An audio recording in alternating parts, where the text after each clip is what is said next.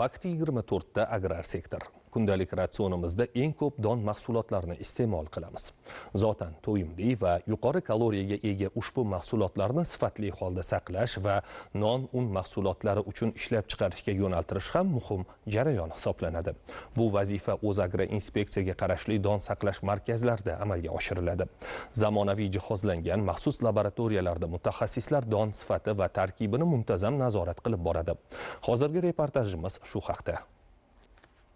O'tgan yilda respublikadagi 1.12.775 gektar sug'oriladigan maydonlarning har gektardan o'rtacha 2,5 tonnadan jami 2.550.000 tonna hosil olish rejalashtirilgan edi. Ushbu hosildan vaqtinchalik saqlashga 1.513.000 tonna, davlat resursiga 837.000 tonna, urug'chilik uchun esa 200.000 tonna don ajratilishi belgilangan. Xo'sh, belgilangan reja to'liq bajarildimi?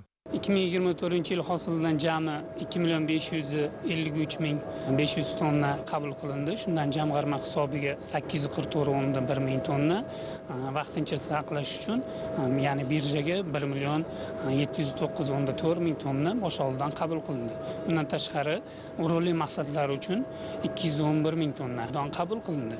Qabul qilingan bug'doyning 93% 3-sinfga, 7% 5-sinfga qabul qilindi. Ushbu qabul qilingan donlarning sifatli saqlanishi, qayta ishlanishi, viloyatlararo va viloyat ichida tashishlarda bug'doyning sifati inspeksiya tomonidan monitoring qilib, korxonalarga amaliy yordamlar ko'rsatib kelinmoqda.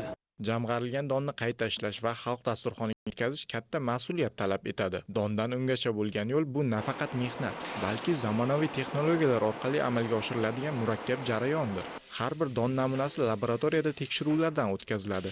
Uning namlik darajasi, sifati va turiga alohida e'tibor qaratiladi. Ushbu jarayon Vazirlar Mahkamasi huzuridagi agrosanoat majmui ustidan nazorat qilish inspeksiyasi xodimlari tomonidan doimiy ravishda tahlil qilib boriladi. Har yili 80.000 tonnalab bug'doylarni qabul qilib, uni elevatorlarimizga joylaymiz. Joylash jarayonida biz har bir laboratoriya tahlil analizlarini qilib boramiz va uni biz qayta ishlab chiqarish uchun tegirmonlarga elak orqali elab, tozalab beramiz. Laboratoriya tekshiruvidan o'tgan donlar turli sinflarga ajratilgandan so'ng uni ishlab chiqarish jarayoniga yo'naltiriladi. Ishlab chiqarish jarayoni zamonaviy avtomatlashtirilgan uskunalar yordamida amalga oshiriladi. Ushbu zamonaviy uskunalarning ish quvvati haqidagi qiziqishlarimiz tufayli mutaxassisni savolga tutdik.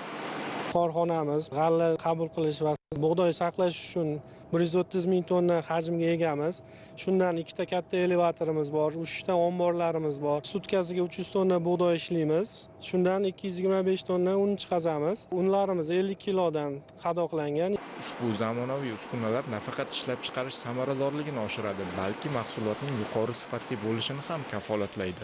Bu esa iste'molchilar uchun xavfsiz va sifatli un mahsulotlari taqdim etish imkonini yaratadi.